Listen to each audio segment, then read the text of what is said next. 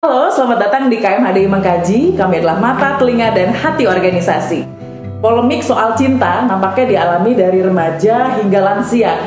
Dan sekarang, kalau memang Tuhan adalah Maha Cinta, apakah aku tidak boleh mencintai kamu yang memiliki rumah ibadah dan juga menyebut Tuhanmu dengan nama berbeda?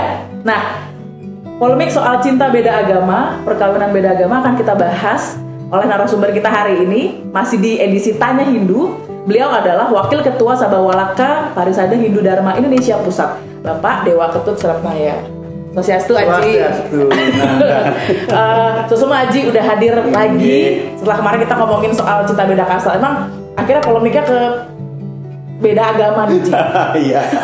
Ini dialami kami dari yang remaja nampaknya hingga teman-teman yang dewasa nih. Akhirnya banyak yang masih jomblo dan lain-lain karena memang karena kan kita hetero banget ya, Ji ya, ketemu orang yang beda-beda agama. Betul. Aku mau bahas dari pacaran nih, Ji. Iya. Kalau di Hindu tuh sebenarnya pacaran beda agama lagi, itu gimana, Ji? Kalau pacaran mau sama agama, beda agama boleh-boleh saja. Tapi ada hal-hal yang harus diingat.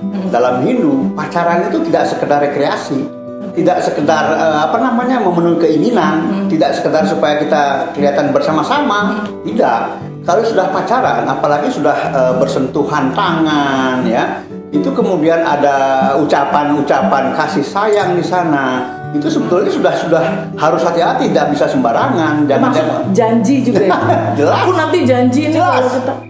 Janji itu, dan itu tidak bisa dianggap sebagai main-main atau sekedar kata-kata kosong, sekedar menghibur, tidak. Jadi itu memang sudah jelas kemana arahnya, dan itu nanti mengarah kepada penyatuan sebetulnya. Apalagi sudah berani bicara tentang ikatan.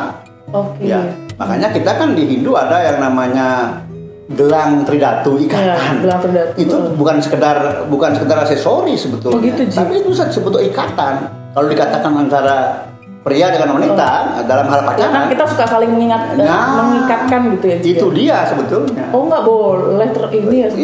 Nggak boleh sembarangan. Karena apa? Pria dan wanita kalau sudah saling berjanji, kemudian saling mengasihi, kemudian macam-macam yang sudah lakukan ya, termasuk misalnya hubungan badan seksual, itu sudah final sebetulnya. Jangankan hubungan seksual, pegangan tangan aja sebenarnya. Pegangan tangannya sebenarnya sudah ada ikatan, penyatuan itu. Ya, itu penyatuan. Artinya apa? Kita mengenal konsep yang namanya adanareswari. Walaupun belum menjadi suami istri yang sah secara agama, ya, itu sudah mulai muncul sebetulnya. Karena apa? Karena yang namanya pacaran juga tidak terlepas dari karma sebetulnya. Nah, hati-hati. Hati-hati. Berapa mantan saya ya? Nah, gimana, itu memang ada yang mengatakan bahwa orang pacaran kemudian jadi menjadi suami istri itu bisa 3 kali ya. Bisa 3 kali. Tetapi juga setiap kita pacaran juga kita harus berpikir bahwa ini penyatuan, terjadi penyatuan ini. Pertemuan-pertemuan itu kan bukan sekedar pertemuan sambil lalu, tapi pertemuan-pertemuan yang sudah ada yang mengatur, itu permasalahan. Iya. Ya. Jadi dalam Hindu simpulannya apa? Pacaran boleh-boleh saja, tapi ingat, pacaran kalau sudah dia berhubungan badan misalnya, itu sebelum ada pengesahan lewat pewiwahan, itu terjadi proses peracunan badan halus kedua belah pihak.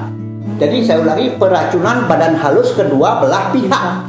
Dan ini sulit, karena kalau sudah badan halus yang kena racun, itu bagaimana kita menetralkannya? Badan halus loh ini, bukan sekedar organ saja, tapi badan halus kita, rohani kita. Dan ini menjadi apa? Semacam pencemaran sebetulnya. Nah, ini harus diingat, Nanda. Ya, itu tuh yang kadang akhirnya kita jadi buta, jadi gelap, nggak bisa melakukan. Makanya apalagi kalau pacarnya beda agama dan akhirnya gitu ya, Ji. Kalau beda agama juga akan semakin ruwet permasalahannya. Karena tidak segampang yang kita perkirakan orang dengan mudah akan katakanlah ikut ke dalam masyarakat Hindu, nggak semudah itu. Sementara orang Hindu meninggalkan Hindu itu tidak dimungkinkan. Tidak dimungkinkan apa? Selalu ada dampak. Karena sebetulnya orang Hindu itu ya tidak mungkin bisa diterima secara rohani kalau dia meninggalkan kehinduan. Nanti kita bahas soal itu, Ji. Baik. Karena itu harus dibahas rigid banget. Cuma aku mau balik lagi soal cinta pacaran beda agama. Akhirnya, nah dia melakukan hubungan seksual dan lain-lain. Tapi akhirnya terus nggak jadi menikah. Itu tadi ya soal peracunan badan itu ya. Itu limbah, Nanda, itu limbah. Kedua belah pihak akan dilingkari oleh limbah. Nah, terus kalau polemiknya akhirnya harus pawiwahan, dan kita nggak bisa menentukan pawiwahannya harus seagama atau gimana. Kalau di pawiwahan di Hindu itu harus seagama ya, Ji ya? Kalau pawiwahan dalam Hindu itu ada dua. Satu, dia sebagai dharma agama, ya kegiatan yang memang bernuansa keagamaan, artinya terkait dengan serada, keyakinan, artinya ada ritual. Ritual itu juga ada syaratnya, ya. Nah kemudian kedua, kita tidak bisa lepas dari dharma negara. Artinya apa? Mau nggak mau kalau kita menginginkan ikut campurnya administrasi negara ya, itu ada Undang-Undang Perkawinan nomor 1 tahun 74 itu. Ya mau nggak mau ya kita harus mendaftarkan, dan pendaftaran di catatan sipil itu hanya bisa terima kalau agamanya sama, seagama. Kalau enggak, mereka tidak akan bisa memproses karena ada undang-undang sana. Nah ini masalahnya. Ya berarti memang ritualnya harus menurut Hindu. Juga kalau polemiknya tadi soal hukum negara nggak akan bisa gitu.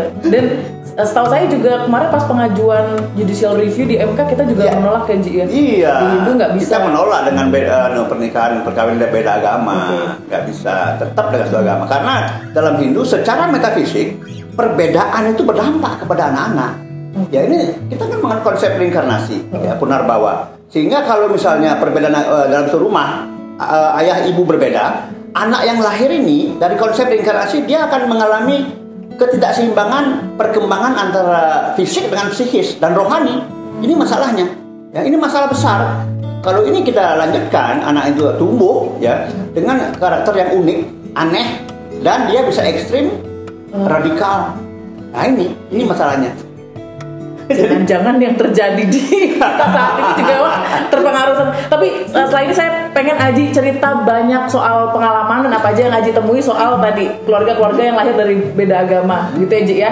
Jangan kemana-mana, tetap di KMHD Mengaji. Kami adalah mata, telinga, dan hati organisasi.